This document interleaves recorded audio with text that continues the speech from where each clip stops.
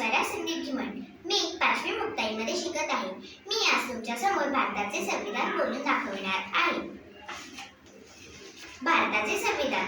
आम्ही भारताचे लोक भारताचे एक सार्वभौम, समाजवादी, धर्मनिरपेक्ष, लोकशाही गणराज्य घडविण्याचा व त्याच्या सर्व नागरिकांसह सामाजिक, आर्थिक व राजनैतिक न्याय, विचार, अभिव्यक्ती, विश्वास, श्रद्धा व उपासना यांचे स्वातंत्र्य, दर्जाची व संधीची समानता निश्चितपणे प्राप्त करून देण्याचा, अगदी त्या सर्वांमध्ये व्यक्तीची प्रतिष्ठा व राज्याची एकता आणि एकात्मता यांचे आश्वासन देणारी बंधुता प्रवर्धित करण्याचा संकल्पपूर्वक निर्धार करून आमच्या संविधानास भेद.